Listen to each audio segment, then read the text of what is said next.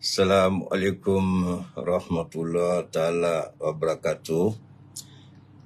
Gloire à Allah, honneur à Allah. Béni soit le nom du Seigneur notre Dieu. Que toute la gloire y vienne à l'Éternel des armées, le Créateur des cieux et de la terre, le Dieu de nos ancêtres, le Dieu de nos pères, le Dieu très haut, le Dieu miséricordieux. Salam alaikum à toutes, salam alaikum à tous.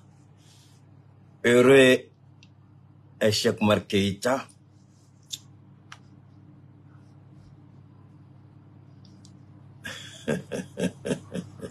On va rire un peu. Mon âme est dans la joie, mon âme est dans l'allégresse, mon âme est toute heureuse de pouvoir, par la magie, comme l'a dit Soro Guillaume, par la magie de la technologie, nous voilà reconnectés, chacun de par sa position géographique, de par le monde, que vous soyez en Afrique, que vous soyez en Occident quelque part, par la magie de la transmission, nous voilà connectés, sinon reconnectés, pour partager ensemble un certain nombre de préoccupations liées au devenir de nos États dans le Liptako gourmand. Alors, merci à vous, merci à toutes, merci Fanny, comment vas-tu? Je suis très heureux, très enchanté. Bon, allez, on va commencer, c'est le grand retour. Waouh, après quelques jours d'absence, c'est bien mérité.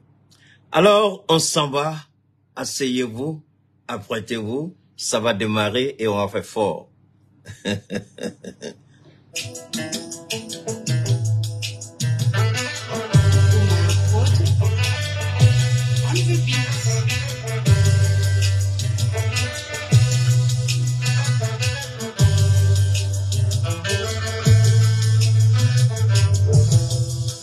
Je vais danser un jour et vous allez voir.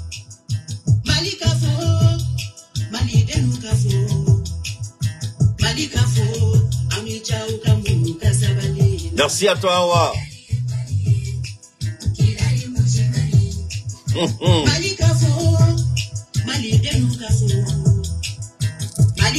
Merci Jimmy. Merci Martin.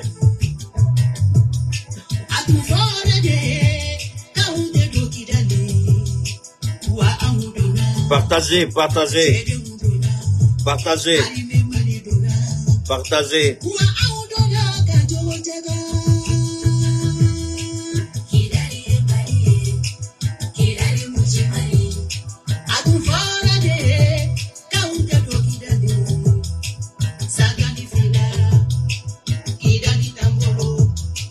Pour ceux qui ne comprennent pas, je sais que la mélodie est extraordinaire, la mélodie est fantastique, la voix sublime, la voix suave, la mélodie, quelle harmonie entre les instruments, la voix et le récit. Ce qu'elle dit ici, on nous a dit que l'armée malienne ne rentrera jamais à Kidal. On a prédit l'hécatombe, on a prédit la partition du Mali. On a annoncé que le Mali ne gagnera pas cette guerre. Après plus de 12 ans, nous voilà de retour à Kidal. Et elle rend un hommage mérité aux soldats qui sont tombés, aux soldats qui ont vécu, aux soldats qui ont été blessés, aux victimes civiles, au président de la transition et à tout son gouvernement, au peuple malien. Elle dit merci infiniment. Et c'est à moi, Cheikh Oumar Keïta, de lui dire infiniment merci pour la considération. Parce que depuis qu'elle était au studio, elle dit Keïta, je suis en train de préparer quelque chose pour Kidal. Dès que je finis, tu es le prochain sur la liste. J'ai dit d'accord. Et dès qu'elle a fini, elle m'a balancé. Donc je vous permets de déguster en même temps que moi. La dernière fois, on a écouté. Mais est-ce qu'on finira de parler de Kidal? Kidal a encore beaucoup de choses à nous apprendre. On a appris récemment qu'un charnier a été découvert par nos forces armées. On a appris encore, j'ai pu suivre deux témoignages sur Kidal. 2 témoignages. Ceux qui ont pu, avec l'aide de Dieu, quitter la ville de Kidal, cette opération, ils ont appelé opération Mara. Vous vous rappelez le nom de Mara? Moussa Mara, qui était premier ministre d'Ibeka, paix à son âme. Vous vous souvenez très bien de ce qui s'est passé. Mais alors, je croyais qu'on était informés. On n'était pas du tout informés. Il y a des témoignages que je vais vous faire écouter, qui vont vous couper le souffle. Ce que la France a fait ce jour-là, contre nous, ce que l'armée française a fait ce jour. Oui, j'ai tellement d'informations sur le Mali désormais est placé en orbite, ça au moins, je vais vous le dire. Salut à toi, Borema, comment tu vas, Daou? Le Mali est déjà sur orbite. Le temps d'avoir notre satellite, la Russie a décidé de partager un de ses satellites avec nous. Attendez, il y a un maudit qui est là, qui vient mettre des numéros bizarres là. Attendez, donne-moi une seconde. Idiot, c'est sur ma page, tu vas venir faire ton truc. Alors donc, je le répète, le Mali est déjà sur orbite. Ça veut dire quoi? Le Mali est déjà sur satellite. Vous vous rappelez, Keïta, Dieu ne fait pas à tout le monde ce qu'il est en train de faire à Keïta. Keïta a tellement souhaité beaucoup de choses qu'aujourd'hui, le colonel Assimi Goïta, je vous rappelle, je vous ai dit une fois, il dit Keïta, t'es trop pressé. Tout ce que tu as dit là, j'ai déjà tout compris. On va tout réaliser. J'avais demandé que nous quittions. Vous allez être surpris. J'ai demandé qu'on quitte Orange. Évidemment, Orange, c'est une entreprise française. Elle peut rester pour exploiter. Mais j'ai demandé. Ce n'est pas parce que j'ai demandé qu'on le fait.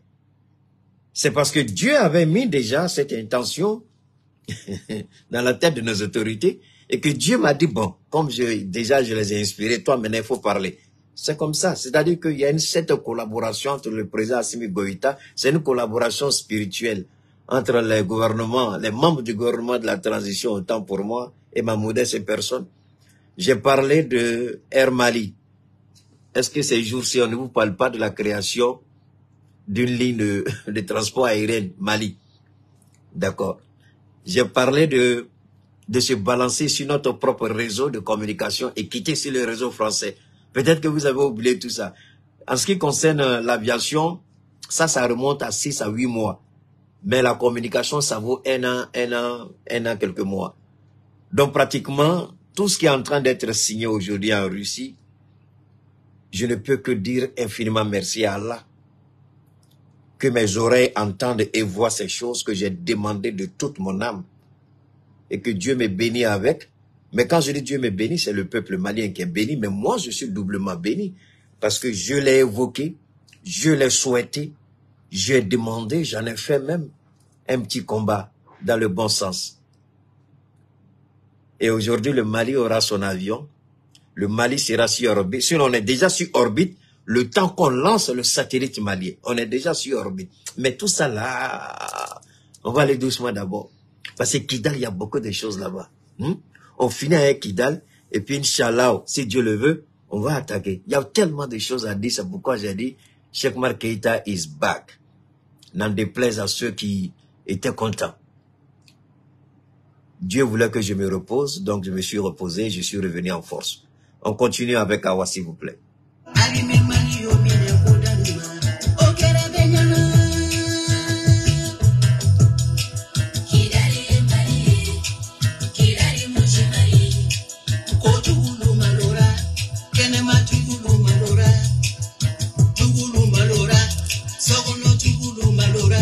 Alors, elle dit, honte à vous, ennemis du Mali, ennemis internes comme ennemis externes. On a vu des enfants du Mali. Je vois ces temps-ci mon petit frère que j'aime bien, Idrissa Memeta, qui se donne la peine de répondre à un dégénéré, à un raté, quelqu'un qui ne sera rien. C'est-à-dire que son existence est égale à sa malédiction. Je vois que Idrissa Memeta se donne beaucoup de peine pour répondre à une telle personne. Je ne dirai pas son nom parce que dire son nom, c'est un sacrilège pour moi. Vous savez de qui je parle. On ne perd pas le temps. Ça, ce sont des ennemis. Il ne faut pas leur accorder une audience. Il ne faut pas leur accorder le temps même de parler d'eux. Ah! Djougou Malola, ils ont dit tout. Jusqu'à ma mort, je ne vais jamais trahir la maison de mon père. La maison de mon père, c'est la terre natale, c'est ma terre natale. Jusqu'à ma mort, je ne pourrai jamais trahir le Mali. J'ai honte. Ce n'est pas parce que vous n'êtes pas d'accord avec le président Goïta ou le premier ministre Choguel Kokala Maïga parce que vous avez des visées ou des ambitions personnelles. Et puis vous voulez voir le peuple périr. Mais regardez, les gens qui ont l'âme noircie, l'âme endurcie, l'âme corrompue, l'âme souillée, l'âme maléfique, ce sont ces gens-là qui s'allient. Regardez aujourd'hui les ennemis du Mali, les ennemis du Niger et du Burkina, où sont-ils en Afrique? Tous en Côte d'Ivoire. Alors que font-ils en Côte d'Ivoire? Ce vieillard qui aurait dû être logiquement un sage comme le fut à l'époque où Houphouët-Boigny, et Houphouët a fait beaucoup d'erreurs, il a commis beaucoup d'erreurs. Mais très souvent, les erreurs d'Houphouët-Boigny passent sous silence au regard des actions positives qu'il a posées. Houphouët a commis beaucoup d'erreurs. Même la situation de Kidal que nous vivons, Houphouët a une part de responsabilité dans ce que Kidal vit. En 1957, avec la France, vous croyez que c'était pour rien que Houphouët était député français à l'Assemblée nationale? Houphouët-Boigny a été député pour défendre les intérêts de la France en Afrique. Je ne vous l'ai jamais dit parce que je croyais que ça n'en valait pas la peine. Mais je brosse un tout petit peu. Houphouët n'est pas aussi blanc que neige, ou bien propre comme un ange. Il a commis beaucoup d'impairs. Mais comme il a su manipuler les gens, il a su œuvrer pour montrer le bon côté, généralement, on a oublié ce côté d'Houphouët-Boigny. On a oublié ce côté d'Houphouët-Boigny, ce côté trahison, ce côté duplicité, ce côté, enfin. Mais quand il a voulu se racheter avec le président François Mitterrand, c'est là qu'il a été lâché par la France. C'est là qu'on a demandé de faire un ajustement structurel. C'est là qu'ils ont cassé le prix du café cacao. C'est là qu'ils ont mis Houphouët comment on dit, dos au mur, mais face au mur, whatever. Merci à toi, Bachili. Ça va bien, mon frère? Alors, c'est Houphouët. C'est quand il a commencé à se révolter que la France l'a lâché. Comme la France a lâché Bongo, comme la France a lâché Yadema, comme la France a lâché Mobutu Sese Seko. C'est pourquoi quand je regarde ce vieillard de 82 ans qui n'a tiré aucune leçon de ses présidents passés, qui fut plus illustre que lui, il me fait rire. Ce monsieur, il va jamais atteindre la cheville de Yassimbe Yadema, ce criminel qui a en Côte d'Ivoire appelé président. Il ne va jamais atteindre la cheville de Omar Bongo, Mobutu Sese Seko, encore moins Houphouët-Boigny. Il se trompe lourdement avec la France. J'ai vu des petits journalistes ratés dire que si Alassane Ouattara conditionne la reprise, enfin la stabilité de la fourniture d'électricité par le retour de RFI ou bien France 24. Maudit à tous ceux qui ont dit ça. Nous, on a déjà terminé avec l'énergie. C'est une question de temps et le peuple malien est prêt à suivre le président. Est-ce que vous voyez encore que nous sortons pour parler Woyo-Waya affaire d'énergie? Non. S'ils veulent, tant que on sait qu'à l'horizon, les choses vont s'améliorer, aujourd'hui, on n'a pas de problème. Chacun aujourd'hui, nous, c'est le courant seulement. Le courant qui nous empêche peut-être de dormir sous nos climatiseurs. Climatiseur. Toi tu es bien content climatiseur. Et les soldats qui sont au front. Les soldats qui sont morts à Kidal. Les soldats qui étaient sous chaleur. Avec ce vent sec. Dans la chaleur. Dans la faim. Armes au poing. Ils se sont battus. Pour que nous soyons là aujourd'hui pour parler de climatiseurs. Donc, si de temps en temps on coupe notre climatiseur, c'est pas un problème. Si de temps en temps notre courant est coupé, c'est pas un problème. Ce message s'adresse à ces petits journalistes ratés. Nous ne sommes pas liés, comme vous voulez le faire croire, au matériel. L'Occident a créé une société matérielle, une société de consommation. Nous voulons être d'abord une société spirituelle, une société de valeurs. Nous voulons être d'abord une société de valeurs avant d'être une société de consommation. Alors, vous croyez que parce que... excusez-moi, j'ai parlé du ministre aujourd'hui par rapport à... J'ai fait un petit direct aujourd'hui, vous pouvez retrouver le petit direct, j'étais ajouté un t-shirt bleu, c'était pour annoncer les couleurs que je sortais ce soir. Alors, j'ai fait une petite intervention sur la conférence de presse, conjointe animée par le ministre et certains membres du gouvernement, ainsi que certains staff, certains membres du staff d'Assimi Goïta. Alors donc, j'ai juste apporté ma modeste contribution. J'ai juste demandé au ministre des Affaires étrangères d'élargir le champ de réflexion. Et ce que j'ai vu, c'était trop étriqué. Ça ne représentait pas réellement les aspirations du peuple. Non. S'ils veulent combattre, s'ils veulent mettre en place un média concurrentiel, il ne faut pas aller avec les mêmes armes utilisées par l'Occident. Il faut créer, il faut innover. Alors que ce que moi j'ai vu personnellement, si on va sur ce modèle-là, ce sera difficile de battre l'Occident. Parce que ceux qui ont mené le combat contre l'Occident, c'est nous. Ce sont les jeunes gens qui sont sur les réseaux. Curieusement, on ne les a pas vus. Bon, j'ai déjà parlé, ça s'arrête là. Alors, vous voyez, le ministre, dans son intervention, il a dit quelque chose que je voudrais ratifier. Il a dit, malgré que certains partenaires nous apportent une petite aide. J'avais interpellé le ministre Abdoulaye Diop à propos de la notion d'aide. Monsieur le ministre, solennellement, permettez-moi, je vais enlever mon chapeau et puis je vais reporter. Monsieur le ministre, je vous demande pardon à cause de Dieu. L'expression aide, là, enlevez ça de votre jargon. Franchement, enlevez ça de votre vocabulaire. Enlevez ça de votre langage, monsieur le ministre. Je vous invite humblement. Parce que chaque fois que vous parlez d'aide, vous rabaissez le Mali. Chaque fois que vous parlez d'aide, vous dites que le Mali n'est pas souverain. Un pays souverain ne demande pas d'aide. Un pays souverain a des partenaires avec qui il collabore. Quand vous parlez d'aide, monsieur le ministre, c'est comme si vous n'êtes pas convaincu par rapport au combat même que vous menez. Quand vous parlez d'aide, vous n'êtes pas convaincu du bien fondé du combat de la souveraineté du Mali. Je vous en conjure, monsieur le ministre. Je considère que ça a été une erreur de langage, un lapsus. Ne parlez plus jamais, monsieur le ministre, je vous demande pardon. Ne parlez pas d'aide quand il s'agit du Mali. Je vous en prie. Je vous demande pardon. Le peuple malien est fier là où il est. Mais votre affaire d'aide là, souvent vous parlez jusqu'à vous parlez d'aide dedans. À cause de Dieu. Monsieur le Président, demandez à votre ministre Diop de ne plus parler d'aide. Monsieur le Premier ministre, demandez à votre ministre de ne plus parler d'aide en ce qui concerne le Mali. Il rabaisse les efforts du Mali. L'expression demande d'aide rabaisse le Mali. Ramène le Mali à un niveau vraiment qui n'est pas ce qu'on veut. Monsieur le ministre, c'est ma modeste contribution. Parce que bon, Keïta, lui, il est toujours en avance. Keïta, il prend.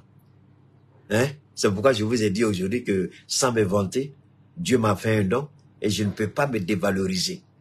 Je me donne la valeur que Dieu m'a accordée. Je me mets à un niveau où Dieu veut que je sois. Je ne vais jamais me rabaisser pour faire plaisir à quelqu'un. Je ne vais jamais traîner dans la boue pour faire plaisir à quelqu'un. Si Dieu dit qu'il t'a parle parce que tu es en haut, wallahi billahi ta'ala, je vais parler parce que je suis en haut. C'est le Dieu qui le veut. Alors moi, je ne vais pas me rabaisser. Donc, monsieur le ministre, dans votre intervention, votre histoire d'aide la cause de Dieu, arrêtez ça, c'est pas bon pour le Mali. Ça dénigre le Mali, ça rabaisse le Mali. Ne parlons plus d'aide pour le Mali. Je vous en prie, maintenant continuons. Alors, ceci dit, Voilà nos pays, le Mali, qui aujourd'hui, la Russie ne dit pas on vient vous aider. La Russie dit on vient dans une relation bénéfique, gagnant-gagnant. Dans une relation où vous gagnez ou nous gagnons. Et le président Goïta, il a dit dans un premier temps ce que le président Goïta a demandé d'abord, rapidement, mettez le Mali sur orbite. Je vous ai dit une chose la dernière fois, je vais le répéter rapidement. J'ai dit que aucune armée au monde ne peut surveiller l'intégralité de son territoire. Aucune armée au monde. Les Américains ne peuvent jamais contrôler l'intégralité de leur territoire. Mais comment ils arrivent à contrôler leur territoire à travers les satellites. La Chine à travers les satellites. Et je vous ai dit que ce sont les satellites qui vont faire la différence. On a des avions qui sont prêts à décoller, des drones prêts à décoller. Il nous faut au moins 1 ou 2 satellites pour balayer notre espace aérien. Chaque fois qu'on voit quelque chose, automatiquement à la seconde près, les drones ou les avions ou les hélicos sont là pour riposter. On a besoin de satellites pour surveiller les 1 240 000 km². Et c'est ce que le Mali a commencé. Mais à Kidal, que s'est-il passé réellement à Kidal? Que s'est-il passé à Kidal? Que s'est-il passé à Kidal?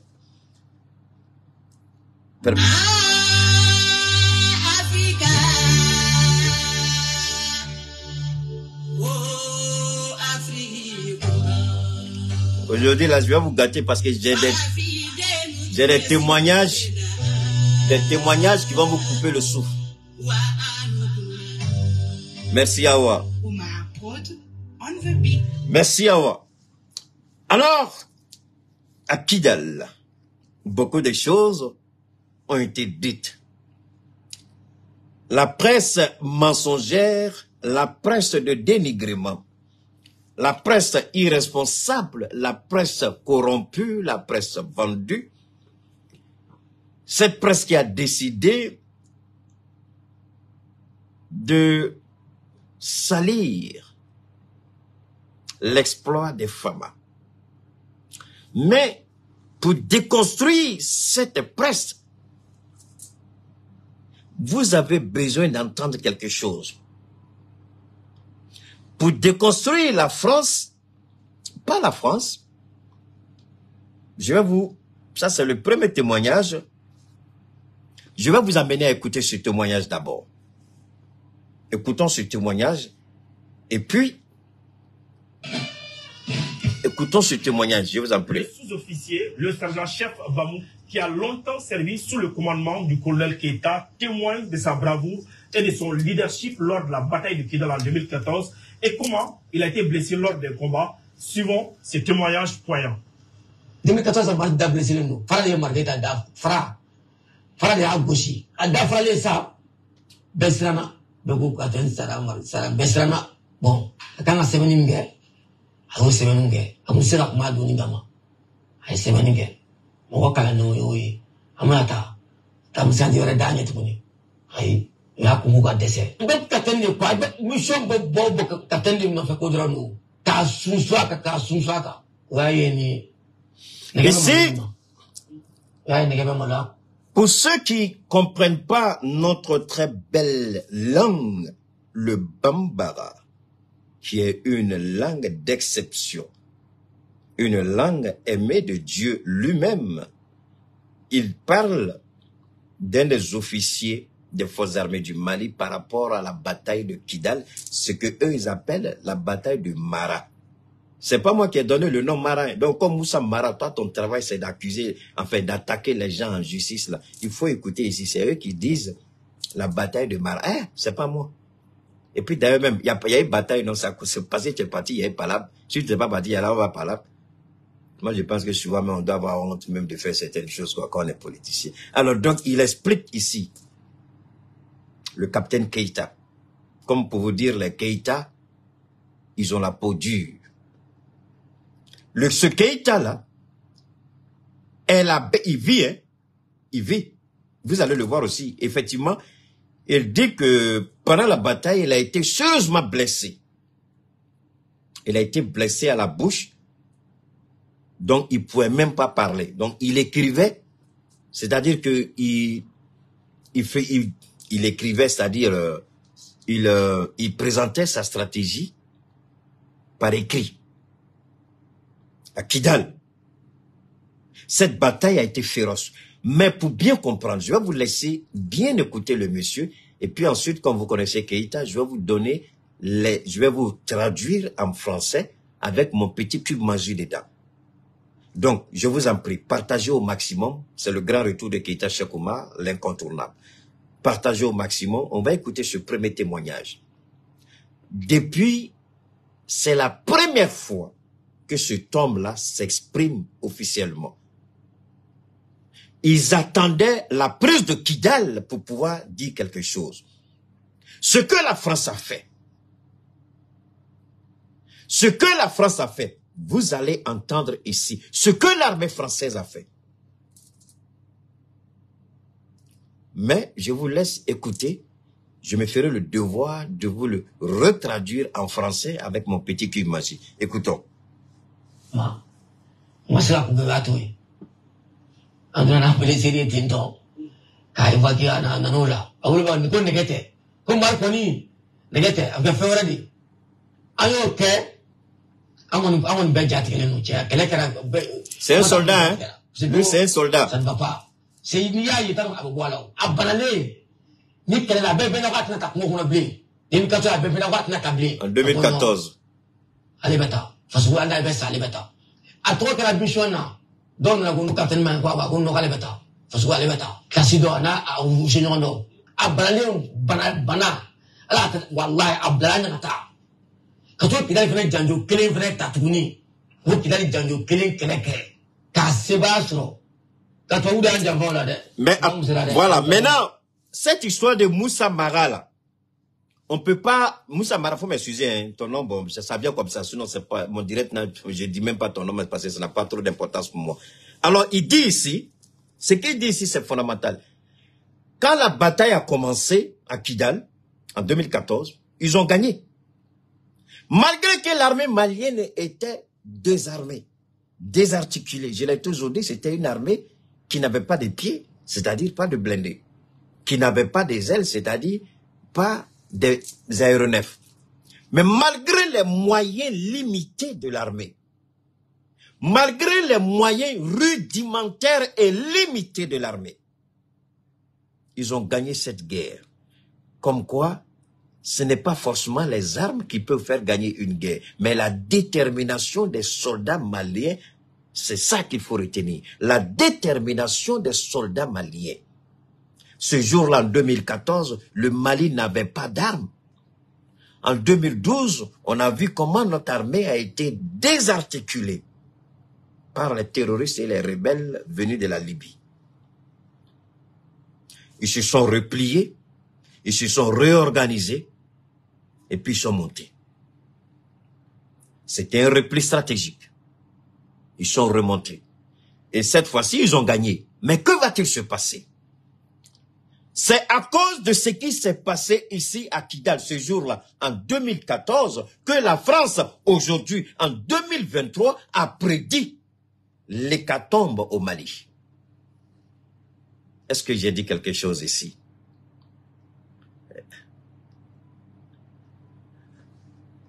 Ok. Donc, attendez, il y a... attendez, donne-moi une seconde. Il y a quel maudit qui est ici, là? Non, je l'ai... Où il est, ce gars-là? Donne-moi une seconde. Je vais enlever ce maudit, là. Il y a un idiot qui est ici, qui me provoque. Attendez. Donne-moi une seconde, il y a quelqu'un que je dois chasser complètement de mon direct, voilà. Ne t'en fais pas, il a été bloqué. Je suis allé, moi je ne perds pas le temps avec ça. Alors, c'est en fonction de ce qui s'est passé.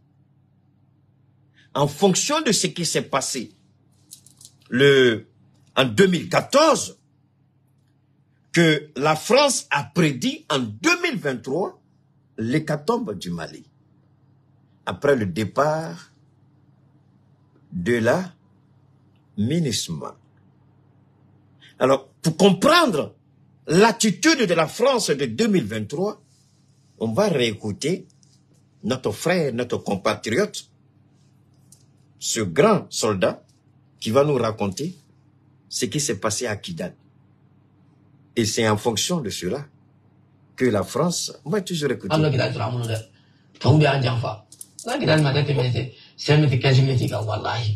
On a été trahi par la France. La France nous...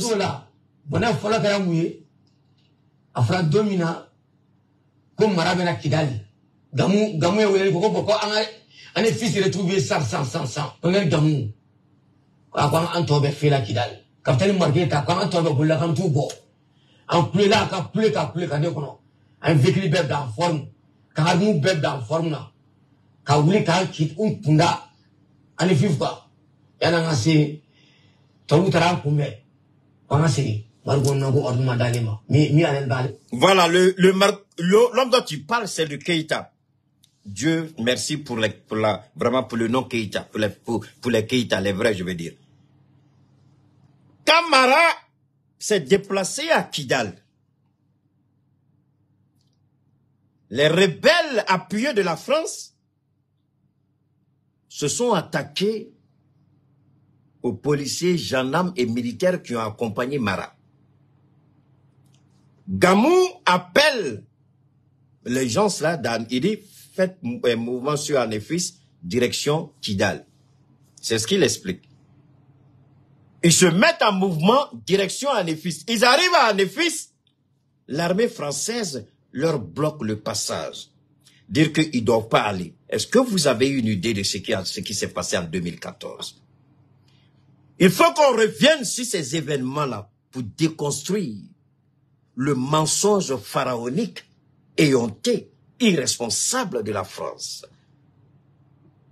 La déchéance morale d'un État voyou appelé la France.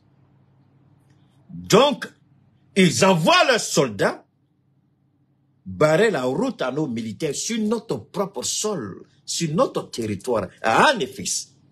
En 2014, on empêche les forces armées maliennes de progresser vers Kidal, d'aller en renfort soutenir ceux qui sont en train d'être massacrés par les rebelles.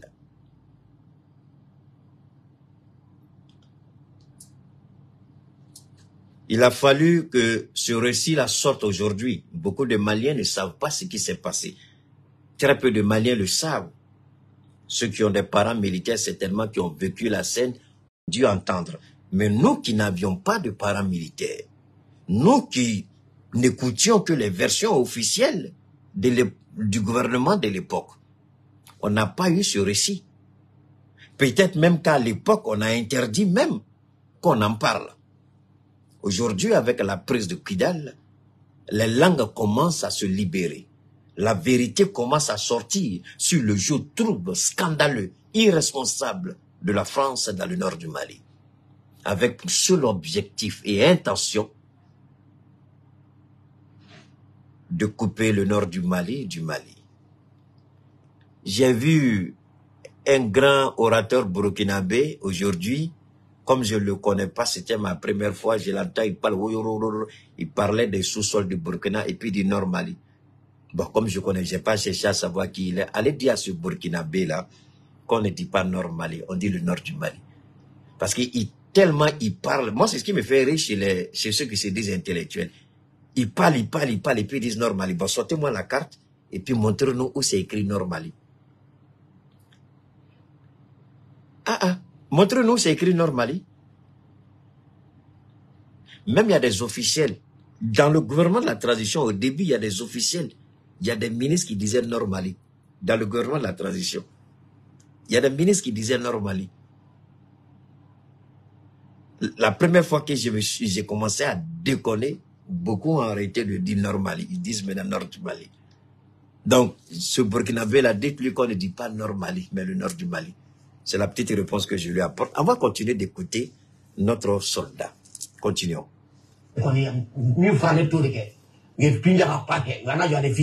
Quand tu bougé, ça ne va pas.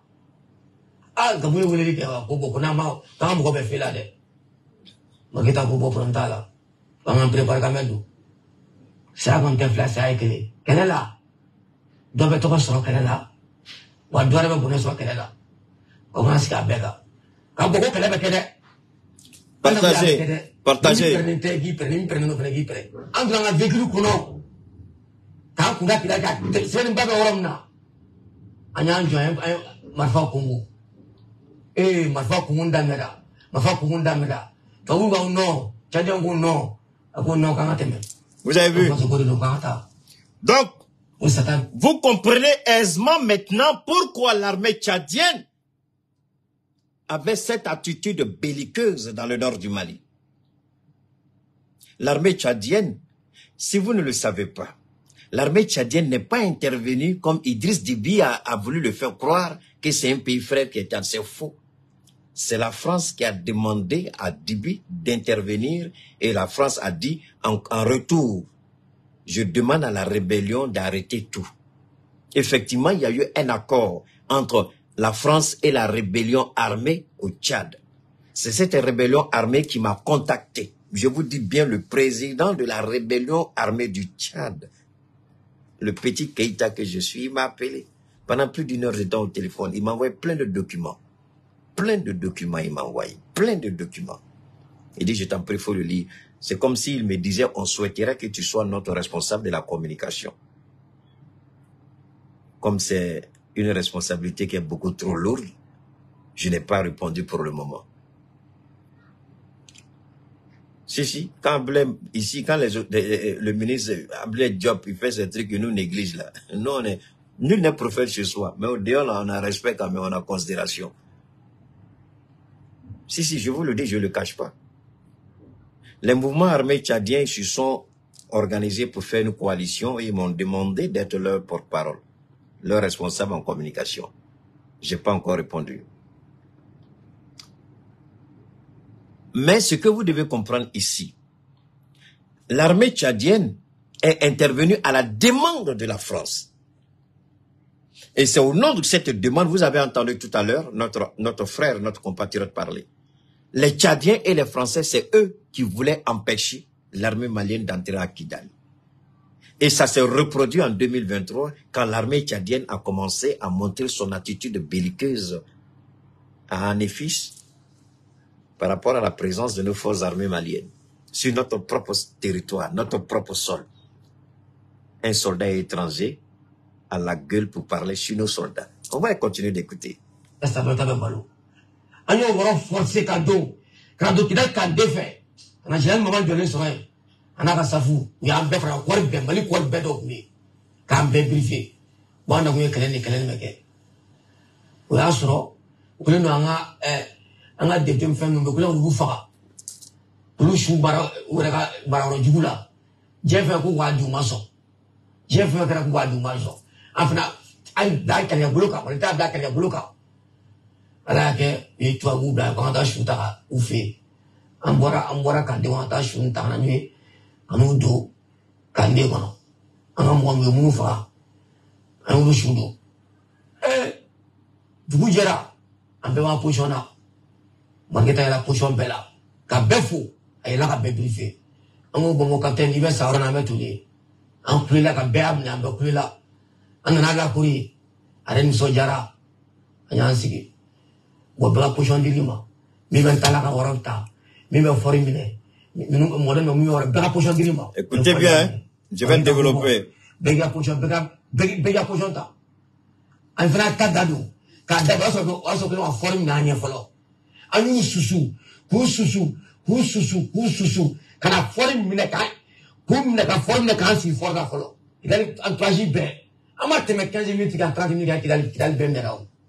Donc, vous écoutez ici, quand la presse française, la presse malhonnête, criminelle, se fait complice des terroristes et des criminels, et quand ces terroristes la disent, on s'est retiré, c'est un repli stratégique, la bataille n'est pas terminée. Comment ils appellent ça, le combat, mais la bataille, je ne sais pas, ils ont utilisé une expression bidon là. Mais voilà ici, En 2014, dans leur propre fief, malgré que le Mali n'avait que des moyens rudimentaires, des moyens très limités, le Mali les a sonnés et le Mali a récupéré Kidal en 2014. Mais que va-t-il se passer? L'armée française va intervenir et l'armée française va commencer à tirer sur nos éléments. L'armée française va commencer à tirer sur nos éléments pour les obliger à quitter Kidal.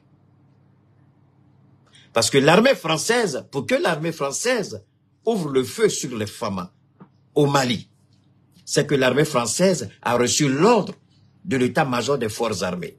Et l'état-major des forces armées aurait reçu l'ordre du ministère de la Défense. Le ministère de la Défense, lui-même qui a reçu l'ordre de l'Élysée, c'est-à-dire le président de la République. Donc le président français donne l'ordre au ministre de la Défense, celui-ci donne l'ordre au chef d'état-major, qui donne l'ordre aux militaires français et ils ouvrent le feu sur les soldats maliens pour les obliger à abandonner leur position. Je vous jure que ce n'était pas une petite affaire. L'intervention, c'est un peu long. Il a tout expliqué. Pour ceux qui sont intéressés, vous pouvez retrouver le témoignage de, comment on appelle ça, du sergent-chef, comment on appelle ça, Bamou. C'est le sergent-chef Bamou. Hein? Vous pouvez retrouver et puis écouter l'intégralité de ce qu'il a dit. Ça reste juste une toute petite partie, comme on a beaucoup de choses à écouter. Voilà ce qui s'est passé en 2014.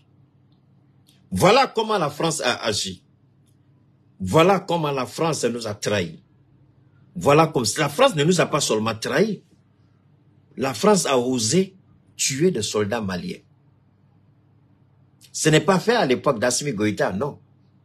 À l'époque d'Ibrahim Bakar Keïta. Et ce n'est allé nulle part. Aucune plainte n'a été portée contre la France. Mais aujourd'hui, comme les autorités de la transition sont là, au regard de ces témoignages-là, moi je demande au ministre de la Justice d'ouvrir une enquête contre l'armée française. Je répète, je demande au ministère de la Justice d'ouvrir une enquête sur l'armée française par rapport aux événements de 2014. Au regard de ce récit-là,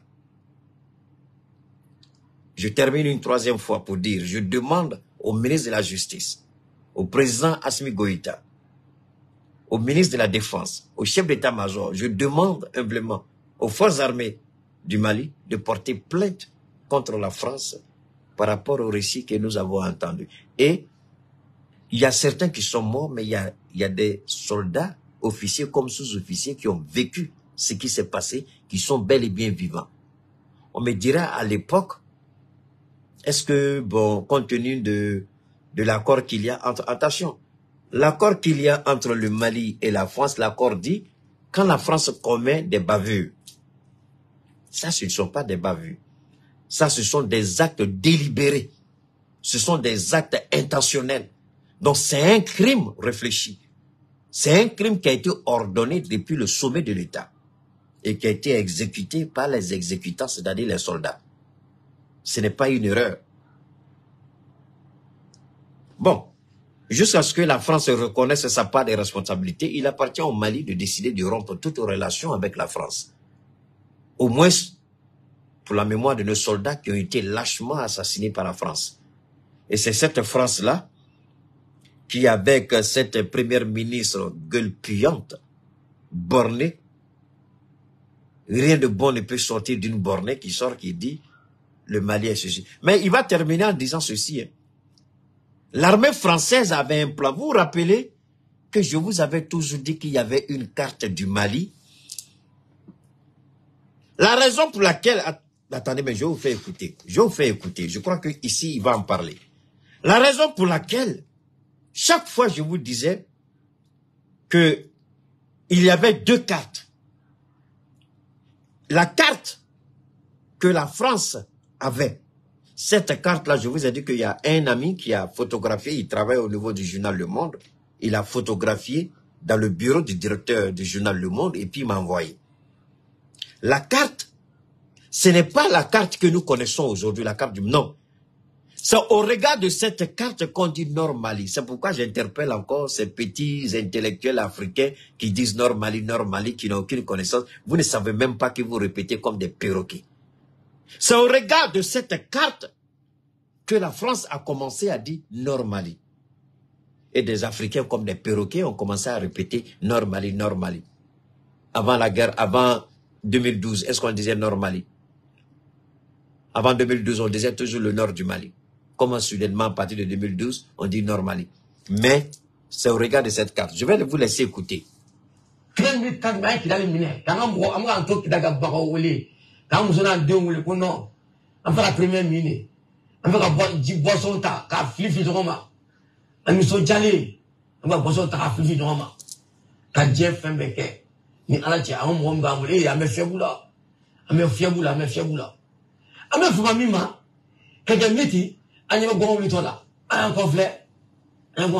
Donc on est renforcé, on est renforcé, non. On est renforcé. Ja toi wudo bala. Mais c'est le bébala. On a un gars bouchilike. Adultement. On a un gars qui est la djoula. On lui t'espère à l'autre bouille quoi. On le bouchilik pour la. On a bouchilik facile à contrôler. Car on tout dit. Quand pourquoi au bif là faire bouffe là fait. Alors que un moment on a vite la tuer. Un de l'autre qui s'en a fait ta poup. Ça le bien. Et on fait ça. Donc moi aïe. Parce que dingue ne va pas dire. Et dingue c'est ne voit aïe on te fait ça. Fait ça le bilan. Anyate. T'as la béji kono. A dingue dingue yana assez candela. Non. Ni alache. Fait ça nga ko bana. Tellement dusu bora. On peut faire ça aller. Ay corona ka kida ka bana mbote. Afana kele to bunte. Ameka engagé. Anga soko sola. Idala ko sola. On se rebe ko sokono. Obi ka bu. Amukubo, obi ka bu amukubo. On la mardimna, on est bon do ça. Engagé. Engagé là la do idala ka d'autres on sokono, assez bien OK. Ka keleke ça ne va pas. Ka keleke ba ko du ko. To bala, to blere wallahi. To shuraj ala. Marketa na aye chere la jama ba buya wale du benye de mala beko marketa wala katena ma beko marketa Il est colonel aujourd'hui. Ante tade ana singana kande kono auto kande ani fortela tasuma bi wondale mi les deux côtés flanc gauche flanc droite écoutez on donne ça va mari rali bele amo bo forta kande ko so tramna binta bina aduna kande kono ay kande côté bemne obuto kula kambo obuto ra kambo ambe na jo sama chela ko bo kwa keleke ay keleke wala kadamna ka gushilike abu na ko marwa moli ngura marwa to kono amba do à 5 mètres de anjo marwa moli kono kana jo ko to gabo wina marwa moli ne kono e marto wo moli jelo to ka sa prenji go ba awina marwa kono ko o kapten marketa sara ka kitali fa bela munai amekana amika bodai ana sale fils ana so tasma bi auto ana molu aventurer be flifle be ko na fa be fait marko ko mo sara ta molu. Le jour que tu vas payer Keïta pour parler en bantou, il va parler en bantou. T'as compris? Parler en bantou. Voilà des gens qui viennent prendre l'information gratuitement par là. Tu as déjà donné 5 francs à quelqu'un ici? Tota ko arme molu be 20e mola beji bola fait quand c'est ta molu tota fait ce mola ko baka jinga tota amadu molu ki gawo nous c'est mola beti na molu tota misra ka du ko tota nous masa tota woto aya ko ndi kana écoutez bien hein? Kana c'est à 45 km de gawo je bok comme fin taille on va écouter je bok ta malife to mu dadi a fa yare an dolenta ko tanche ko ta malife maro no hay. C'est ici que je veux que tout le monde écoute. Les absents auront tort. Il dit, la bataille de Kidal a eu lieu. Il y a eu des officiers qui sont tombés. Mais le capitaine Keïta, malgré ses blessures, il a su mener ses hommes à la victoire à Kidal avec le soutien des mercenaires et des légionnaires, parce que lui il parle de mercenaires, mais en fait ce sont les légionnaires de l'armée française qui sont venus en renfort aux rebelles. Vous voyez comment le Mali a très bien fait le fait d'avoir chassé. Assimi savait très bien ce qu'il faisait. Quand un vieillard comme Alassane Ouattara avec la gueule tordue, il vient, il y aura un vide sécuritaire, mais il ne sait même pas de quoi il parle. Assimi était sur le terrain, Sadio était sur le terrain, Abdoulaye Maïga était sur le terrain. Ils ont vu la duplicité, la malice, le jeu trouble de la France. Ils ont vu comment la France a torpillé les efforts du Mali. C'est pourquoi ils se sont attaqués à chasser tout ce qu'il y a comme soldats français de notre territoire. Parce qu'ils se rappellent de ce jour-là. Beaucoup de gens n'ont pas compris pourquoi tout de suite on a voulu chasser les Français. Voilà une des raisons pour lesquelles on a chassé l'armée française. Voilà une des raisons pour lesquelles l'armée française ne pouvait plus rester au Mali, encore moins au Burkina ou au Niger. Le même double jeu qu'ils ont fait au Mali, c'est le même double jeu qu'ils ont fait au Burkina et au Niger. Mais le Mali, c'était pire.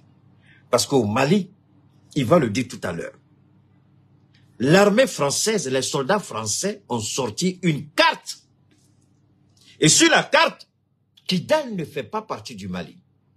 C'est pourquoi quand je regarde ces irresponsables, ces illettrés, ces ratés, qui se disent intellectuels africains, qui répètent comme des perroquets, Nord Mali, j'ai envie de leur mettre une paire de gifles. Des idiots qui répètent comme des perroquets Nord Mali. La raison de Nord Mali, voilà ça ici. Keïta ne se bat jamais dans le vide. Et tout combat qu'on mène, je vous ai parlé de cette carte. Je vous ai parlé de cette carte, qu'il y avait une carte que la France. Et cette carte a été faite avec le Sénat français. Je vais revenir juste un peu derrière. Écoutez. 45 km de Gaou, je vois, à mes filles, Tongo, Gojati, Kojaou Tamalife. Tongo Daddy, Afire, and Belinka, Bogotanche, Kojota Malife, Margo no Hai. Amadala, Kati Botuni, ou non, go see Kojota Malife, Margo no, Bogaleta Boucher. Vous avez entendu? On va s'arrêter là avec ce témoignage-là. Donc, sur le front. Donc, l'armée française dit, comme il a très bien Djebok, c'est pas seulement ça, hein, Djebok, Kidal, il dit non, ça c'est pas le Mali. Donc, vous n'êtes sur notre propre territoire. Voilà le jeu de la France. Voilà le visage véritable de la France. Voilà ce que défend bec et ongle cette organisation stupide, irresponsable et inconsciente appelée CEDEAO. Voilà le crime odieux de la France dans le nord du Mali. Un crime soutenu par des présidents criminels irresponsables, des voyous comme président Macky, Ouattara, Ambalo et autres. Merde de talon. Voilà la réalité. Voilà la réalité. Ce témoignage-là vaut son pesant d'or. Mais, comme Dieu sait faire les choses, Dieu a permis à la France de se vanter de cette petite victoire. Et Dieu a laissé le temps. Parce que le temps, c'est le meilleur ami de l'homme. On dit, la patience est un chemin d'or. Jusqu'à ce que Dieu dote du Mali un véritable président. Un président patriote. Un président militaire. Un président qui a vécu l'humiliation de Kidal. Un président qui a vu la mort dans l'âme. Qui a vu ses camarades. Qui a vu ses frères d'armes tombés sous les balles assassines de la France et de ses complices terroristes et criminels et rebelles. Dieu a doté ce pays-là de ce président qui a vécu l'humiliation dans l'âme. Un président patriote déterminé et engagé à relever l'honneur du Mali qui a été souillé par la France. Ce président-là s'est donné pour vocation de reprendre Kidal par tous les moyens humainement possibles. Il a pris le temps, il s'est organisé.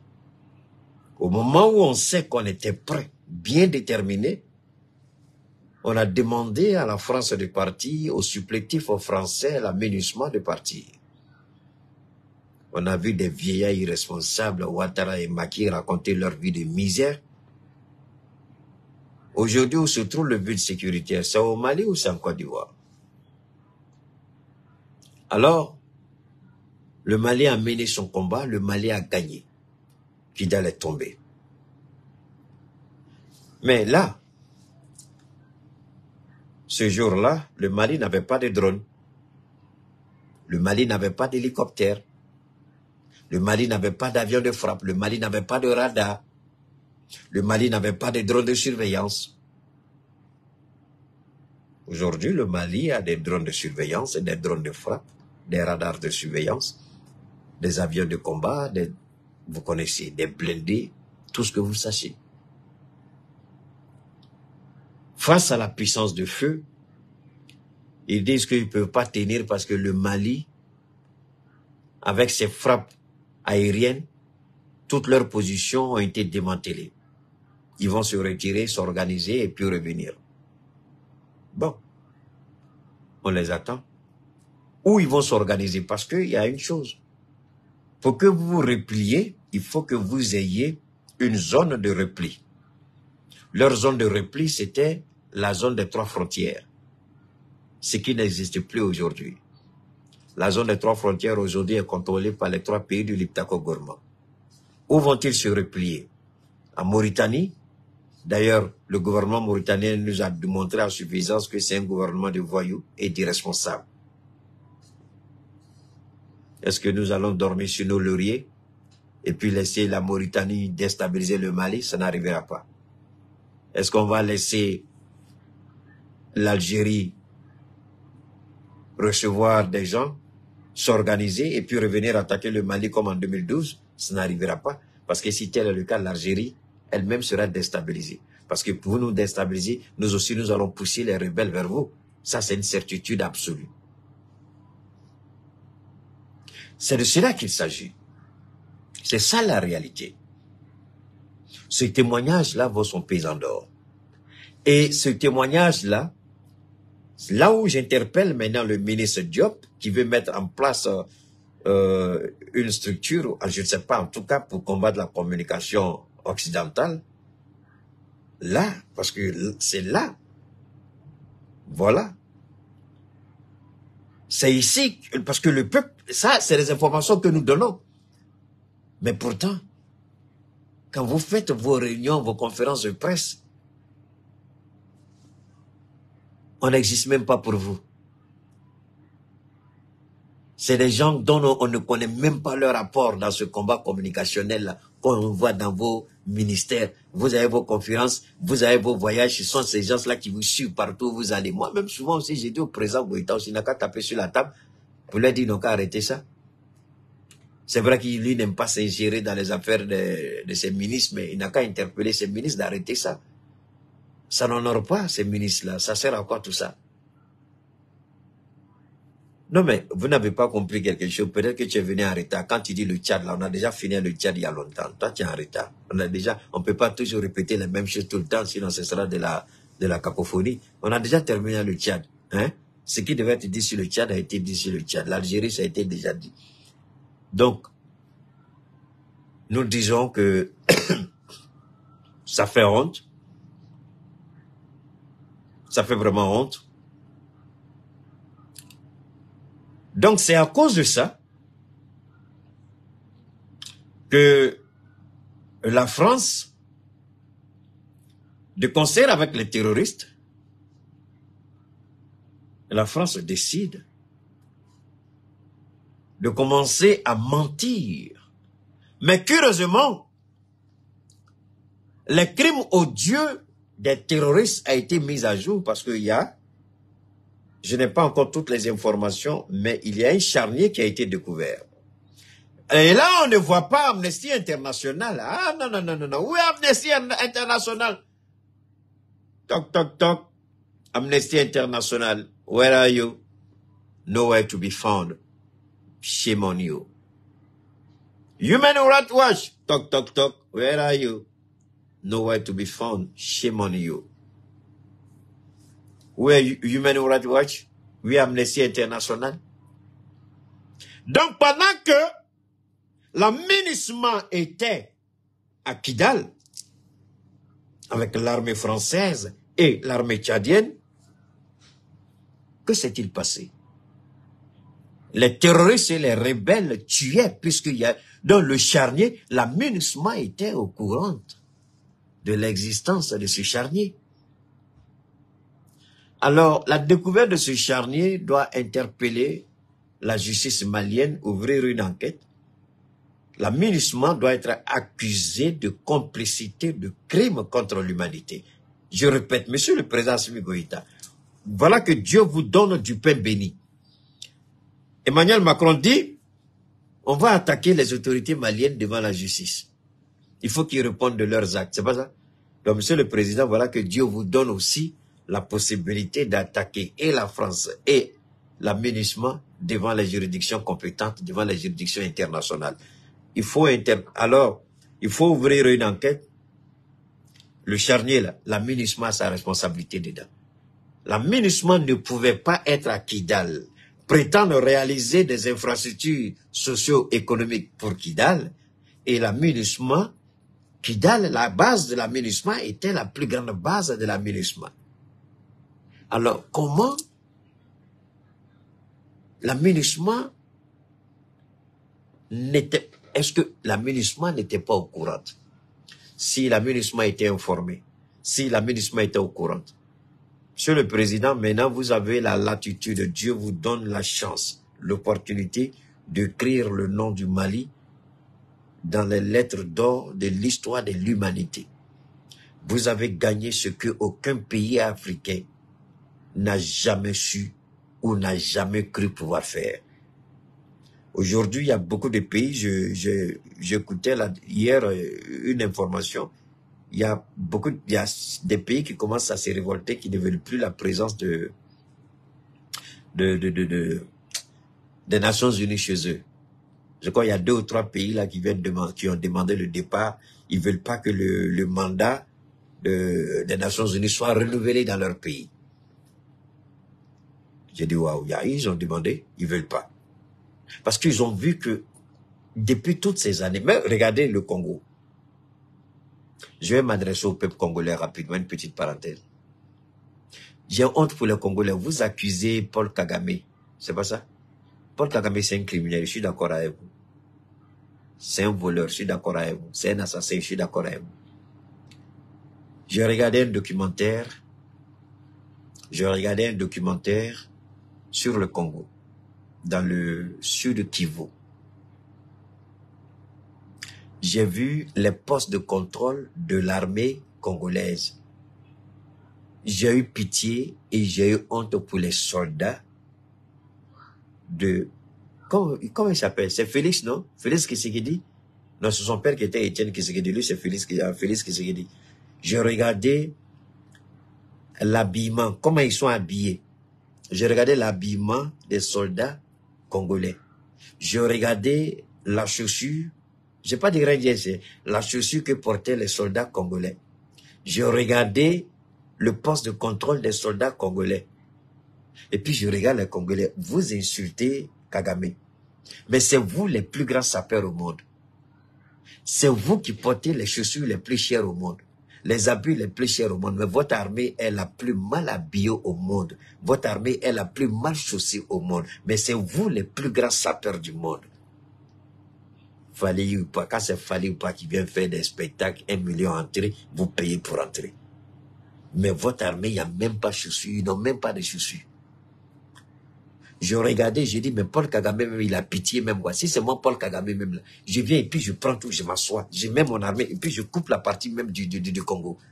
Wallah, Billah, je vous jure au nom de Dieu. Si j'étais Paul Kagame, là, la partie là, je prends et puis je coupe. Je dis, bon, personne, ça là, désormais, c'est pour le Rwanda.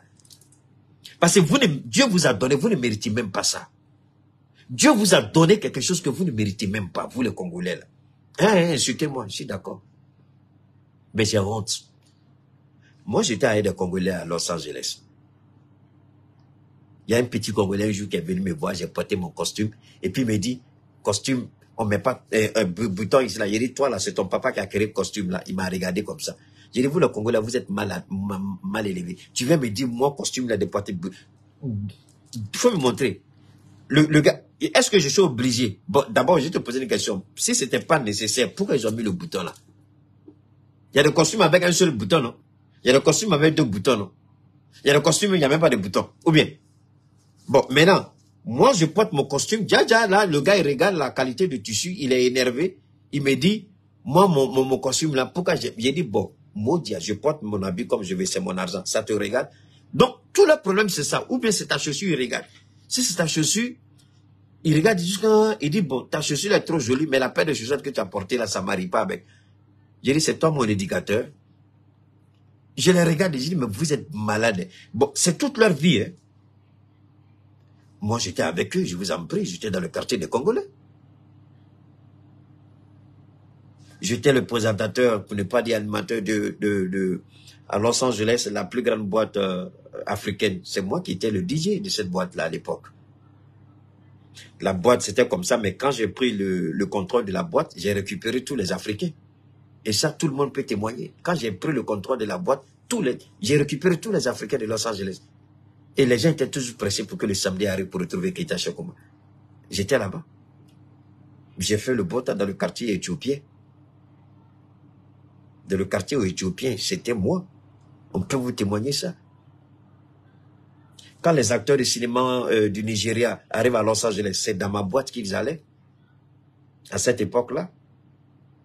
Mais je vois comment les Congolais vivent. Mais regardez, je vous en prie.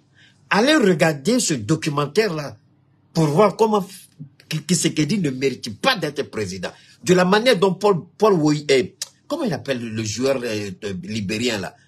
Le joueur libérien qui a perdu là, l'ancien président du Libéria, comment il s'appelle?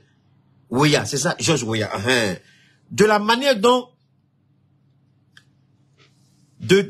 mon ami, quand on dit Congolais, si tu te sens intéressé, c'est que tu es dedans. On a dit ton nom ici, on dit Congolais. Quand on dit Congolais, on a dit tous les Congolais. Il faut arrêter de m'emmerder. George Weah. Vous avez vu George Weah, non? Il a perdu, non? George Weah, il a menti. Il dit, j'ai fait. Il a été élu président. Il a pu faire comme, wow. Les libérés l'ont dit, bon, merci. Premier mandat, il faut partir. George Weah. Maintenant, c'est ce que le Congolais doit faire avec Félix Tshisekedi. Ils doivent le chasser. Arrangez-vous pour prendre un président qui peut... Parce qu'Assimi Goïta n'est pas Dieu. Il n'est pas quitté au ciel pour tomber. Assimi Goïta est un futur cadavre comme nous tous. C'est un être humain qui a vécu l'humiliation. Mais Tshisekedi là, quelle galère dans sa vie il a vécu. Depuis il est né, son papa, il était en exil avec son papa. D'ailleurs même le jour de sa prestation de serment, tellement il y avait la chaleur, il est tombé. Il s'est évanoui. Il prêtait serment, il s'est évanoui. Ils ont interrompu la cérémonie. Après, c'est ressaisi.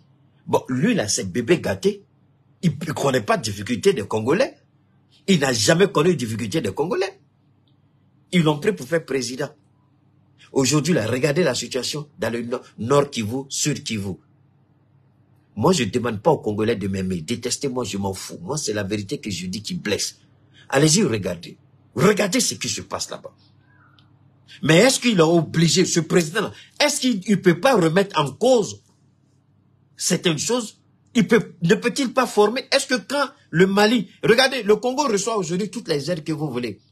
Aide budgétaire, aide au développement, tout est là-bas. Le Mali n'a pas aide budgétaire, aide au développement. Le Mali n'a rien. Mais regardez l'armée malienne aujourd'hui. Nous-mêmes, là, on a récupéré. L'armée malienne aujourd'hui, elle-même confectionne ses tenues. La police... Les tenues de la police, c'est confectionné au Mali. Gendarmerie, armée, police, douane, tout ce qui est corps habillé au Mali, désormais, on n'achète plus au dehors. Tout est confectionné, made in Mali. Merci, exil luxueuse. Donc, le Mali, c'est ça. Tout est fait au Mali. Qu'est-ce qu'il dit là? Il a fait quoi? Il a changé quoi? Moi, j'ai regardé les soldats, et puis j'ai regardé les rebelles. J'ai dit, vous les rebelles, là, mais vous êtes gentils. Prenez tout ça, et puis vous asseyez, puis c'est Koumabana. Affaire est finie. Mais ça, c'est quel président, ça? Un président qui peut pas, avec toute cette richesse, le Congo est une... Dieu a tellement béni ce pays-là. Quand je vois ce que le Congo vit, au nom de Dieu, je suis révolté contre ce président. Dieu a trop béni ce pays-là pour ne pas que le Congo en profite. Dieu a trop béni le Congo. Commencez d'abord à revoir les accords que vous avez avec eux. Mais ils ont tous peur parce qu'il y a des accords qui ont été signés. Si vous ne ferez pas ces accords, ils vont vous tuer. Mais d'accord, je suis d'accord. Si vous n'êtes pas d'accord, ils vont vous chasser. Mais qui vous a dit d'être président forcé? Si vous n'avez pas la trempe d'un président pour remettre les accords et que votre vie est plus importante que la vie de la nation, pourquoi vous êtes président alors? Vous êtes obligé d'être président? Vous n'êtes pas obligé. Vous n'êtes pas obligé d'être président. Vous n'êtes pas obligé d'être président. Vous êtes président, vous avez peur de prendre des décisions. Mais pourquoi vous êtes président? Pour quelle raison vous êtes président? Tshisekedi, il est la honte du Congo. Il est l'humiliation du Congo, au même titre que Macky Sall est ce criminel de Ouattara, sans oublier la saleté des talons. Mais ça fait honte. Ça fait honte. Allez-y regarder ce documentaire-là pour vous rendre compte que Tshisekedi est en train de tuer son peuple. L'inaction de ce monsieur tue son peuple. L'incapacité de ce monsieur tue son peuple. C'est lui qui sait négocier pour que les opposants tchadiens rentrent. Mais lui-même, là, il ne sait pas négocier pour que son peuple vive. Je vous jure, j'ai vu des enfants qui allaient... Il y a un minerai rare. Et ce minerai-là, on le prend pour utiliser. C'est au Congo seulement qu'on trouve. Les micros, comment on appelle? Les micro-puces, là. C'est avec ça qu'on fait avec. Je voyais des enfants de moins de 5 ans. Des enfants de 7 ans, des enfants de 8 ans, maximum 10 ans, 11 ans, qui sont dans ces champs de minerais là. Ils exploitent, ils mettent dans les sacs, ils mettent sur les têtes, et puis ils traversent, ils font tout pour contourner les barrages des rebelles. Parce que c'est dans la zone, comment on appelle ça, la zone qui est contrôlée par les rebelles. Donc, ils exploitent ce minerai-là, ils mettent dans des sacs, ils mettent sur leur tête les enfants-là. Des enfants qui devaient être à l'école. Mais regardez les enfants qui se crédit, ils sont où? Dans les plus belles écoles à l'extérieur. Pendant que les enfants des Congolais sont en train de chercher minerai. Et Allah. Et ça, c'est un président que moi, Cheikh Oumar Keïta, je dois applaudir. Maudit, je ne le ferai pas. Non, c'est pas le cobalt, le coltan, c'est pas le cobalt. C'est le coltan, je crois. Coltan, un truc comme ça. C'est ça. C'est ça que les enfants là-bas, c'est pas cobalt. C'est un nom là, coltan, un truc comme ça là. Ça se termine par coltan. Je crois que c'est coltan ou bien coltan, je crois. C'est pas cobalt. Alors donc, c'est ça.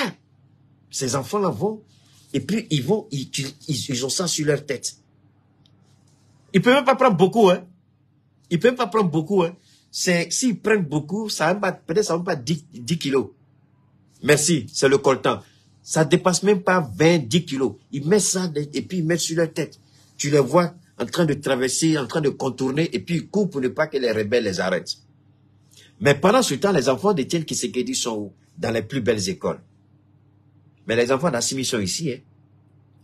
Mes enfants sont ici. Oui, bon, les grands, eux, on les envoie pour avoir la main à l'extérieur et puis ils reviennent. Mais eux tous, ils font leurs études ici. Du CP1 jusqu'au bac. C'est quand ils ont bac, ils vont juste faire une formation et puis ils reviennent. Bon, maintenant, nous, on n'est pas président. C'est Tshisekedi qui est président. Alors, comme un président, il s'assoit et puis il regarde ses propres enfants, ses enfants congolais, 6 ans, 7 ans, 8 ans, qui devaient être dans des salles de classe, sont en train de chercher le coltan pour aller le vendre. Ou sous le nez des rebelles.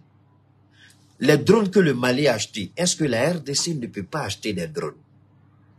Mais là, les accords coloniaux, les accords militaires, les accords de défense avec la France ne permettront jamais à la RDC d'acheter des drones, encore moins des hélicoptères de combat. Nous, on a des drones. Même si on vous trompe, on montre des drones en Côte d'Ivoire ou au Sénégal. Hey, passez votre route, je vous en prie, à cause de Dieu, passez votre route. Ce sont des drones dont on a enlevé tout ce qui est comme essentiel. On a mis juste une petite caméra, on dit drone de surveillance. Mais le Mali reçoit ces drones avec 100% de leur puissance. Le Mali reçoit ces drones avec 100% de leur capacité. Mais les drones qu'on envoie au Sénégal, en Côte d'Ivoire, ce sont des drones de 5% de leur capacité. Juste une caméra, c'est tout. Comment voler une caméra, c'est tout. Il n'y a rien d'autre. Parce que si vous donnez tout et qu'ils peuvent se prendre en charge, ils n'auront plus besoin de vous. Mais regardez la RDC. La RDC peut acheter des avions au lieu d'aller pleurnicher à la tribu des Nations Unies contre le Rwanda. Mais si vous aviez une armée digne de ce nom, le Mali a expulsé les rebelles, le Mali a expulsé les terroristes. Comment la RDC, plus riche, je peux dire, pour le moment, plus riche que le Mali, parce que le Mali, on n'a pas encore dit, on a un accord, dans tous les cas, je vais développer cela avec vous cette semaine, on a un accord avec la Russie, il doit venir pour... La France a... Toutes les projections de la France, Assimi a pris tous les documents que la France a publiés sur le sol malien. Il a pris tout avec Houphouët-Boigny, en complicité avec Houphouët-Boigny. Houphouët-Boigny, là où tu es couché là, vraiment que Dieu ait pitié de toi. Sinon, Houphouët-Boigny, tu as fait trop de tort au Mali. Tu as aidé la France à nous attaquer, président Houphouët. Que Dieu ait pitié de ton âme. Donc les documents là, Assimi a pris et puis il a gardé. Et Dieu aux Russes, venez. D'abord braquer tous les satellites sur le Mali. Regardez toutes les zones. Et puis venez explorer. Dites-nous ce qu'il y a dans le sol malien. Dites-nous la valeur du Mali. Mais si nous on arrive à faire ça et la Russie, la RDC là, elle ne peut pas faire ça et la Russie. Bon, elle ne peut pas faire ça. Quel est le problème? Parce que moi, ce que je ne comprends pas, on dit ils ne peuvent pas, ils ne peuvent pas. Mais moi, Cheikh Oumar Keïta, je vais vous dire quelque chose. J'ai vu quelqu'un, je vais vous donner l'exemple que tout le monde comprend mieux. Je vois une femme, je vais l'épouser. Mais la femme, je l'épouse, hein, c'est un exemple. On va aller doucement, je vais vous donner deux scénarios. Je l'épouse, et puis la femme, elle fait ce qu'elle veut, elle sort comme elle veut, elle parle à mes parents, elle prépare pas à la maison, elle s'en fout, elle ne veut rien, son devoir conjugal, elle fait rien, elle est là. Mais j'ai dit, c'est ma femme, elle est là. Et tout le monde sait que c'est... On dit, mais pourquoi tu as fait ça? Tu dis, ah, mais j'ai fait comment, je l'ai marié. Je dis, maudit, tu as marié quoi? Maintenant, ou bien je regarde la femme, je dis, hé, ça là, ce n'est pas la femme que moi j'ai mariée. Je la regarde, c'est pourquoi on dit, prenez le temps de bien regarder la femme que vous voulez marier. Je la donne le temps de... Pourtant, moi je t'aime, je dis, mais moi je t'aime pas. Même si je t'aime ton caractère, je n'aime pas ton caractère. Tu n'es pas la femme qu'il me faut. Parce que moi, j'ai une idée de la femme que je veux. Un homme qui vient au pouvoir, il a une idée de ce qu'il doit faire. Il y a un engagement entre lui et le peuple. Il y a un engagement entre lui et le peuple. Mais toi, tu viens, tu oublies l'engagement et le peuple, et puis tu dis, ah, je ne peux pas. Si je fais, on va me tuer. Mais si tu sais que ta vie te porte, tu sais que tu as peur de ta vie. Assimi dit, j'embrasse la mort tous les jours que je me réveille, je souris à la mort. Donc la mort ne me surprendra jamais. Quel signe de foi. Quelle foi. C'est quand on n'a pas la foi qu'on a peur de la mort. Oui, comme on va mourir aussi, c'est ça aussi qui est important. On va tous mourir, mais comment on va mourir? Qu'est-ce qu'il dit? Toi, tu vas mourir là, tu as dit quoi? Parce que vous vous cachez au peuple, et puis vous faites les choses dans le dos du peuple. Mais Dieu vous voit, à moins que vous ne croyez pas en Dieu. Vous vous cachez au peuple, vous ne pouvez pas vous cacher à Dieu. Mais tu n'es pas capable de faire quelque chose. Pourquoi tu t'engages dedans? Tu ne peux pas gérer une femme, pourquoi tu l'épouses?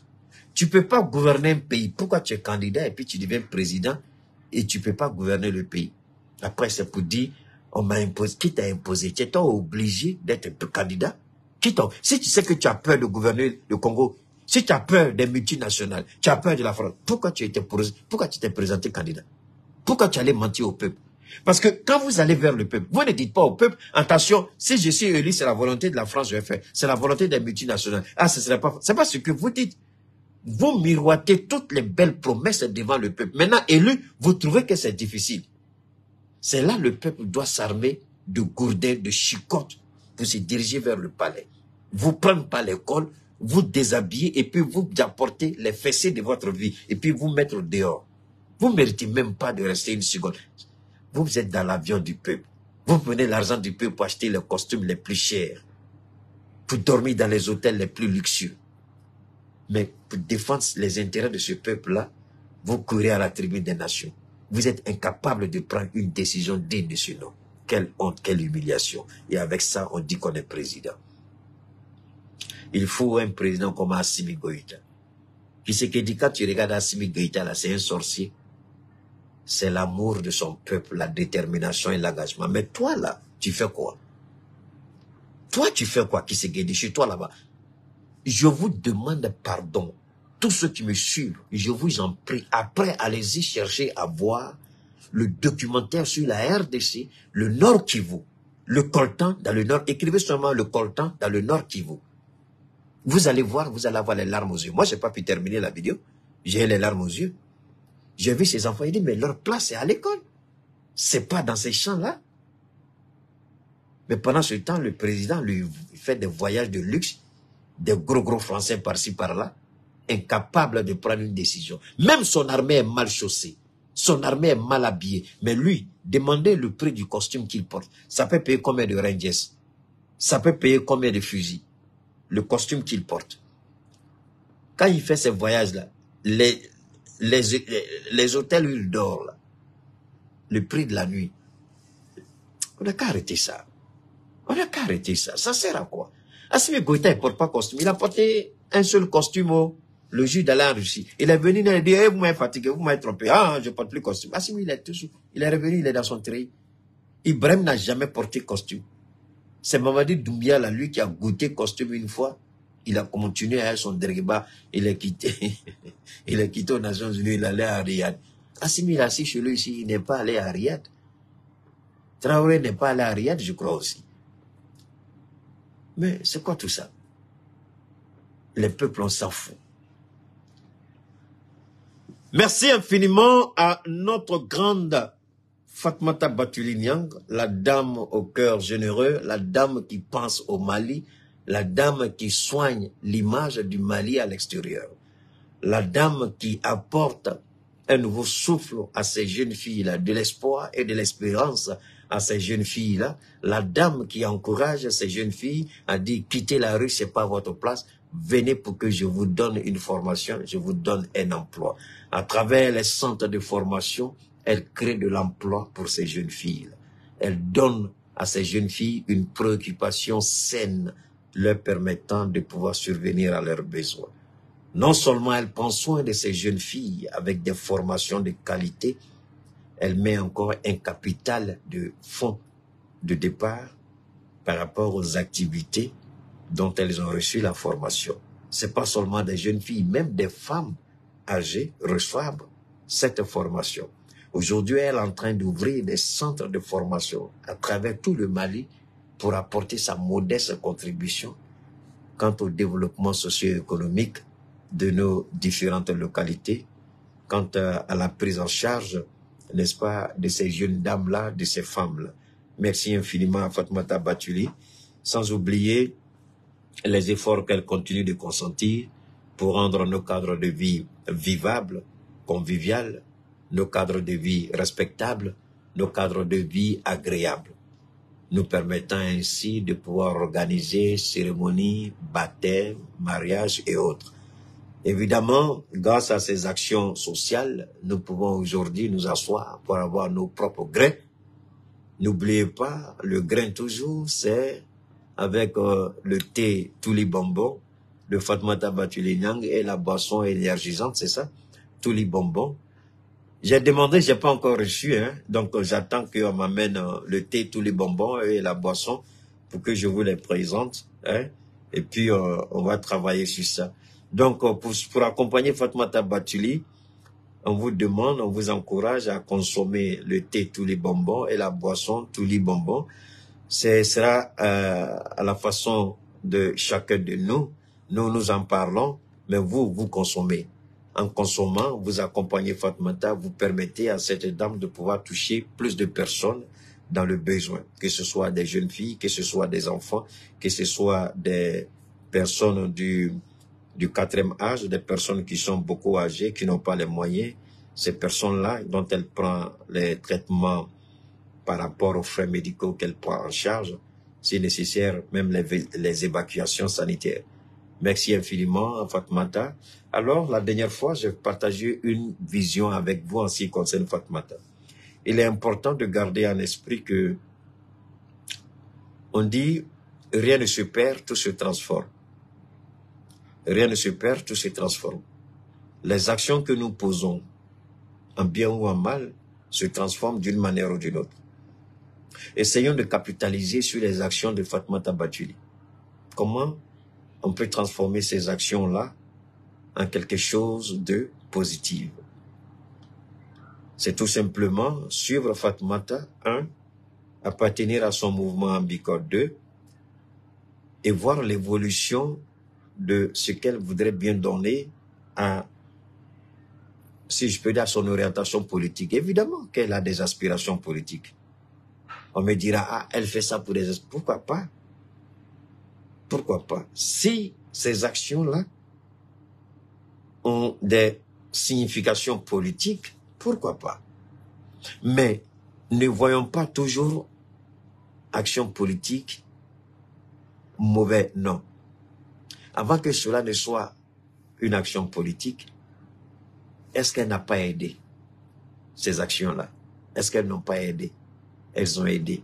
Est-ce qu'avant que ces actions-là ne soient des actions politiques, ces actions-là n'ont pas permis d'avoir un cadre de vie extraordinaire, un cadre de vie agréable? Oui. Avant que ces actions-là ne soient des actions politiques, est-ce que ces actions n'ont pas permis de créer une certaine harmonie dans nos différents cadres de vie? Oui. Avant que cela ne soit des actions politiques, est-ce que ces actions n'ont pas permis d'accompagner plus de 10 000 enfants avec des kits scolaires, des enfants dont les parents ne savaient même pas comment il faut faire? Est-ce que ça n'a pas aidé? Ça a aidé. Avant que ce ne soit des actions politiques, ces jeunes filles là qui étaient dans la rue, ces jeunes filles qui étaient désorientées, sans espoir, sans espérance, est-ce qu'aujourd'hui elle n'a pas donné de l'espoir, l'espérance à ces jeunes filles-là? Si. Donc la politique, c'est ça. La politique, c'est la saine appréciation de notre cadre de vie. Et Fatoumata Batouli, avant même d'avoir accès à la politique, a compris que la politique repose sur certains éléments fondamentaux qui sont liés à notre cadre de vie, à notre quotidien.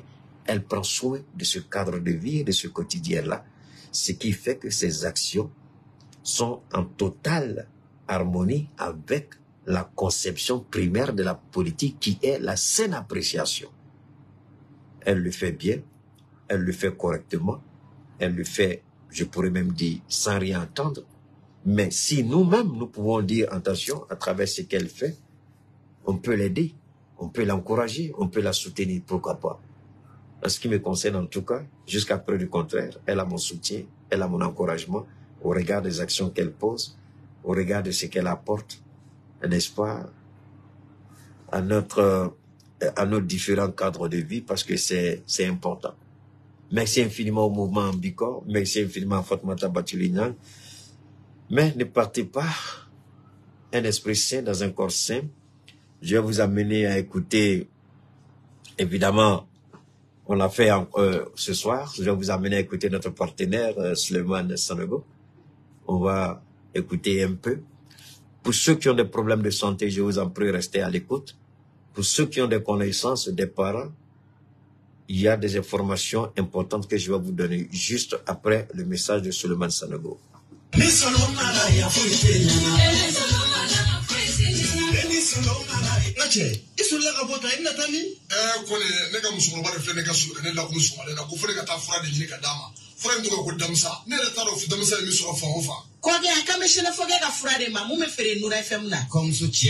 Frank kai kosema Frank to de good dancer kabine Frank soro wati na fiala ne do bana dro meta dota ka damine mo julisira bela jilen Frank me buli a bela jilen mo ko me fle ni ro dumuni manga ini ro kuma etifli oma nera de shina fokai ay fen Frank na abe fenke min ka juguni ni be mo dono la ne do ma do ya tirmuso shuka kene ka Frank ka kasa musoro wa ko wale danta de muso ka kono mi mbancho la tuguni na dara la dongila e bidon klesa o ko fa na bidon duru de sa sisa ne no kera tere ka sababu ke ala ne den frakeli kama ala barkala bi ne ya e jawna nyemo sira ka papier ta ka di amana ka mango carte professionnel o tike ganza ne koma ke koti don frei bana mana ki farakolo fan o fan fe abe du ka sama ka bo farakula e ki la fia ka ke ina fo ibolo choko damsa frala ki kado o kofe ani segesegeli ke frawere la kerengere ne ra ina fo diabete ani tension ka antege da abana kisere ka wala sa anga se ka mogo nafani aye ye k'o fara damsa ko in kan ni ala sɔnna ma an ka se ka mɔgɔw bɔ u ka degun kɔnɔ.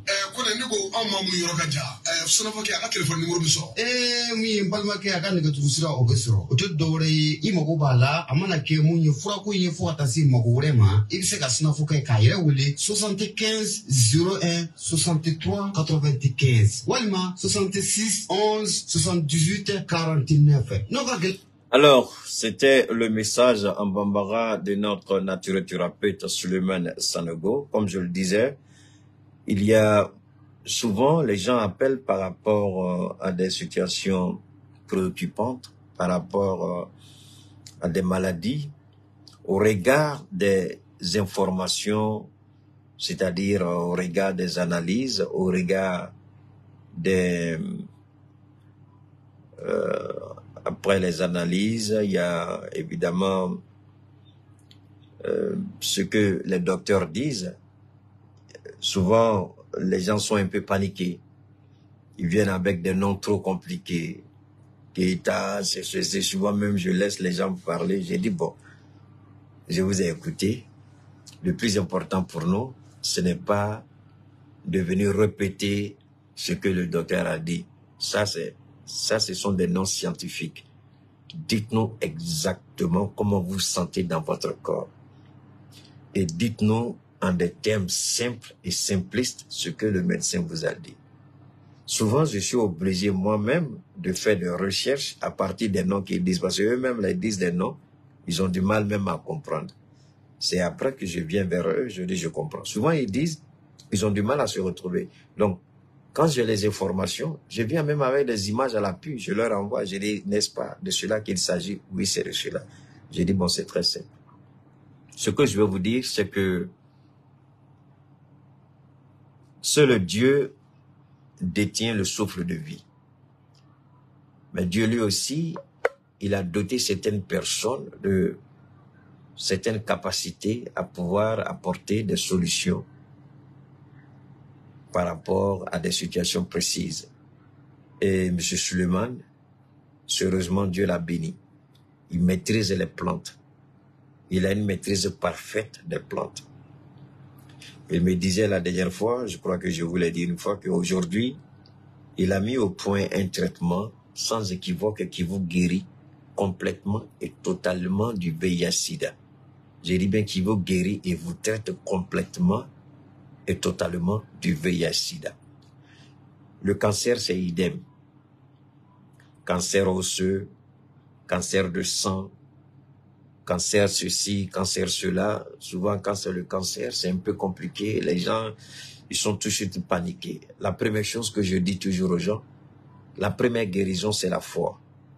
Ne perdez jamais la foi. Quand vous perdez la foi, c'est compliqué. C'est pas parce qu'on dit que vous avez le cancer que vous ne serez pas guéri, c'est faux. Ça, c'est la perception, la conception selon les analyses des médecins. Mais les médecins ne vous ont pas créé. C'est Dieu qui vous a créé. Le médecin, il a fait ses recherches, ses études. Seulement lui aussi, il a reçu le don. Il a fait ses recherches. Il allait beaucoup plus loin que la médecine moderne. Donc, le cancer, le DAMSA traite et guérit le cancer. La drépanocytose, l'arthrose, vous avez des, comment vous appelez ça, des myomes, ça c'est au niveau des femmes, au niveau de l'utérus. Vous avez des infections au niveau de l'utérus. Vous avez des, comment on appelle ça, les trompes qui sont bouchées. Vous avez une ovulation quasiment impossible. Au niveau des hommes, vous avez un problème avec la libido. Vous avez des problèmes neuromusculaires. Vous avez des problèmes de vision. Vous avez d'autres problèmes. Le DAMSA, c'est une gamme de 15 produits. Souvent, les gens appellent, parle-moi du produit. Je dis, mais vous êtes des comédiens. Quand Keita parle, prenez le temps d'écouter. Vous voulez que je vous parle de 16 produits, c'était 15 aujourd'hui, c'est 16 avec le nouveau produit contre le sida.